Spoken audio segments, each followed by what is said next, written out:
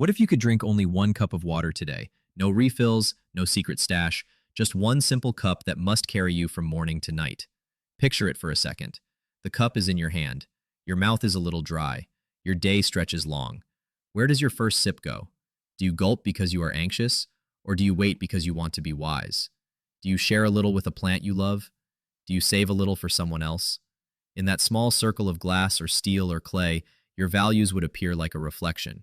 You would see what matters, not because someone told you, but because your thirst would ask you in a language older than words. We live in a world of convenience where a faucet is a genie that always says yes. We turn the handle, water appears, and our mind rushes on to the next notification. Because water is easy, we rarely notice the quiet contract we keep with life. Therefore, a small constraint like one cup feels extreme. It feels silly. It feels impossible. However, just for a moment, keep the cup in your mind. Let it follow you into your kitchen, your car, your meetings, and your bedroom at midnight when your throat asks for something kind. This is not a health recommendation. The human body needs more. This is a mirror, a thought experiment, a way to look at your day through the keyhole of a single choice. Imagine your morning. You wake up, the cup is on the counter, the sun is soft. Coffee calls you because habit calls you, but coffee costs water, and the cup is your limit. You ask yourself, what is the first task of this cup? If you drink now, you will feel good for a while, then poorer for the rest of the day. If you wait, you might feel a little irritated but strangely clear. Already you can see that your body negotiates with your mind. You can also see that most days you do not negotiate at all.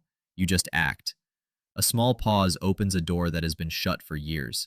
Behind that door lives the muscle of intention. Now picture a normal workday. We keep bottles near our keyboards. We sip while scrolling, not because we are thirsty, but because our hand wants something to do while our mind is tired. With one cup, the automatic sip disappears. Every action becomes deliberate. Because you cannot drink without deciding, you realize how often your life runs on autopilot. Therefore, a little scarcity becomes a teacher, not a punishment. However, the teacher asks for honesty. Maybe you notice that your first desire is not water but escape. That is not a flaw. That is a message. What are you escaping? Boredom? Fear? A difficult conversation? A task that asks you to learn? If one cup can reveal this, what else can a small constraint reveal? Let us step into a home where each person has only one cup today. Breakfast becomes a conversation of choices. A father says, I will drink half now and save half for dinner. A mother says, I will wait until noon because I work better thirsty. A child asks if the pet can have a little from someone's portion. There is no rule book, so love writes one in real time. You see fairness grow like a plant. You see patience take its first steps. You also see conflict. Someone forgets and drinks too fast. Someone gets angry and slams a cabinet. It is easy to be gentle when nothing is scarce. It is harder and more meaningful to be gentle when you could be selfish. The cup becomes a mirror for character. Not the character you preach on social media, the character you practice in your kitchen. Extend this picture to a street, a city, a nation. Lines form at dawn to collect the day's water. People bring cups that tell stories. A dented metal cup that knew a grandfather's hands. A clear cup that shows every drop like a small galaxy. A broken handle repaired with tape because hope makes tools out of problems. Markets change. Businesses that waste water learn quickly or disappear. New ideas bloom. Fog nets on the hills. Air-to-water machines on rooftops. Shared gray water for plants and cleaning. The constraint becomes a spark for invention because the human mind wakes up when the easy path is gone. However, a darker path can appear. Black markets, bribery, hoarding by those with power. Scarcity can knit a community or tear it into threads. Which one happens depends on small daily choices repeated like prayer. Pause. Notice the paradox. With one cup, your life might feel smaller, yet some parts would grow larger. The taste of water would become a celebration, not background noise. You would stop mid-sentence, take a tiny sip, and feel gratitude flow through your chest. In a strange way, you might feel more alive because your attention is no longer numb. Less water, more noticing. Less automatic comfort, more honest contact with reality. Another paradox waits beside it. You might talk less but say more, because a dry mouth makes every word expensive. You might be slower to anger, not because you became a saint, but because you learned to spend energy where it matters. Thirst can be a tyrant. thirst can also be a guide. Two truths can stand in one room without shouting. What happens to work when the cup rules your day? Meetings shrink because small talk feels wasteful when your mouth is dry. People plan better because mistakes are costly when the body needs a break. Teams start asking a question they forgot long ago. Is this necessary? Because the answer often is no. Therefore, the calendar gets lighter, the mind grows clearer, and the thirst work that actually matters becomes visible. However, be careful. Scarcity can also make people impatient and unkind. If the company culture cares only about output, then one cup makes the weak suffer first. If the culture cares about people, then one cup becomes a practice in care. Leaders bring extra water for emergencies. Colleagues trade sips for acts of service, like taking notes for someone else or sharing a ride home. In relationships, the cup draws a map of truth. Are we a team or two strangers sharing a couch? Do we choose together or separately? If one of us is sick, does the other give up their sip? Love is usually tested in quiet places, not on big stages. You can buy flowers with a credit card. You cannot fake generosity when your throat hurts and you still share. The body knows the difference. That difference reshapes trust. Trust built under gentle pressure grows thick roots. Trust that never meets pressure stays on the surface like leaves waiting for wind. On habits, the cup becomes a lens. You notice that you drink sugar when you feel sad. You notice that you reach for caffeine when you are afraid of starting.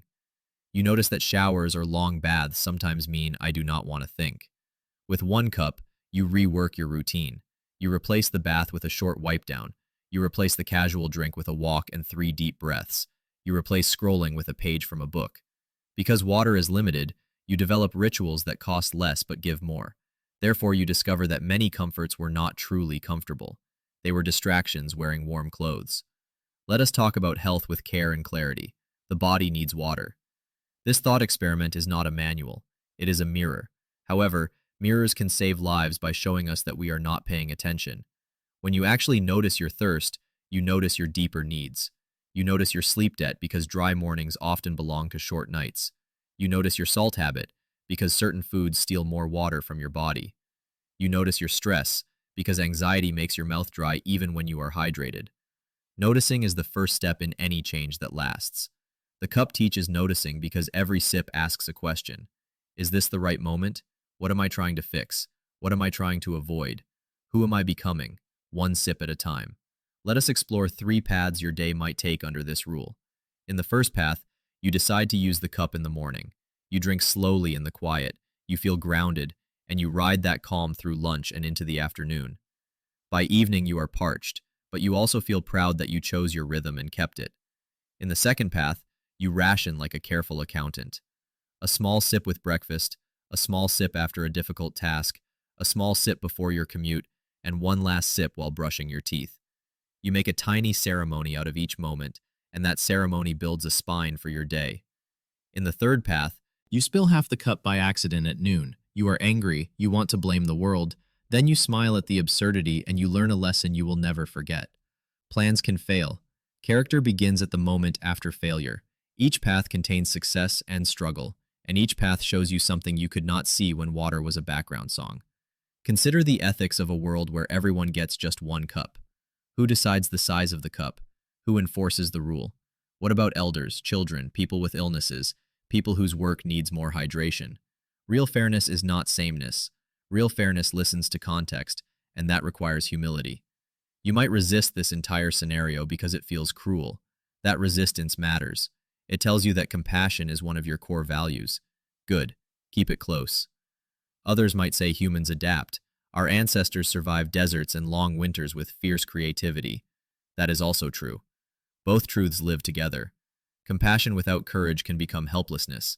Courage without compassion can become harm. The cup invites you to practice both. Now bring the cup inside your inner life. What if water stands for attention? What if you had only one cup of attention each day? Where would you pour it? Into the endless feed that rarely feeds you? Into work that pays well but drains your spirit? Into a child who needs your eyes more than your advice? Into a craft that keeps your soul honest? Into silence that heals the noise you carry? You cannot pour everywhere. When you try, you dilute everything. Your attention is the most expensive water in the world. Your phone has 1,000 tiny straws in it. Every app says just one sip. By evening, you are dry and you do not know why you feel lost. One cup is not a prison if it becomes a compass. When you choose the right place for the first sip, the rest of the day often rearranges itself to protect that choice. There is a social mirror here, too. Imagine a neighborhood where people leave a small bowl of water outside for birds. Imagine an office where every meeting starts with a 30-second check-in so people can name what they need to do their best work. Imagine friends who carry an extra bottle when they hike, not for themselves but for the unknown stranger who will need it. Small gestures become culture. Culture becomes safety. Safety becomes the ground where good lives grow. Innovation blooms under pressure. People would build devices that pull water from the air and place them on balconies. Materials science would create fabrics that clean with almost no water. Designs would change in kitchens. A sink that recycles water from hand washing to water plants. A shower that runs only when you stand directly under it and stores the heat to save energy. We would finally ask why we use clean drinking water to flush toilets. The question has waited patiently for decades. Scarcity forces us to listen to it. Now think of art. A photographer documents hands holding cups. Each hand is a biography. A poet writes lines so short that each one fits between sips. A musician composes a piece where the rests are longer than the notes and the silence becomes the most expressive instrument. Thirst shapes beauty. Beauty shapes courage. Courage shapes change. As night arrives, the cup is almost empty. You hold the last sip on your tongue and let it teach you. Gratitude tastes simple and bright. You realize that you want to build a life where gratitude is not a rare visitor. You do not need to wait for a global rule to do that. You can start with one honest habit. You can start with one gentle boundary. You can start with one question you ask before you say yes. Will this nourish me or just distract me? If you ask that question for 7 days, you will see what the cup was trying to show you all along. Here is the quiet paradox that refuses to leave. Limits can free you. When you cannot do everything, you finally do the few things that make you real. When you cannot drink any time, you remember that each moment is precious. When you cannot please everyone, you begin to respect yourself. People fear limits because they assume limits are cages. Some limits are. The wise limits are doors. They open to rooms you forgot your house had. So what is the point of all this? You will drink more than one cup today. That is healthy. Keep doing that. But carry the invisible cup as a reminder. Spend your attention like water. Spend your kindness like water. Spend your courage like water. The world needs all three poured in the right places, because what you pour into the world returns to you as the person you become. Therefore, choose your pours with care. However, do not become rigid. Leave room for surprise, for play, for laughter that breaks every careful plan and gives you back your human heart. A simple challenge for the next 24 hours. Choose one moment to practice the one cup reflection. Fill an actual cup with water and place it where you can see it. Every time you want to reach for a mindless comfort, look at the cup and ask 2 questions. What am I really thirsty for right now? If I pour my attention here, who will I become by sunset? Then take a single mindful sip, or if you are not thirsty, take a mindful breath instead. Write one sentence about what you noticed. If you agree that this tiny ritual could make a day feel more honest, comment 1. If you do not agree, comment 0. If this thought experiment gave you a new angle on your own life, subscribe so we can keep asking brave questions together. If you disagree and want to keep me sharp, meta, pause, sex 0.05 tap like so your reminder sits in my notifications like a friendly dare. Carry this with you as you close your eyes tonight. You do not need an ocean to feel whole.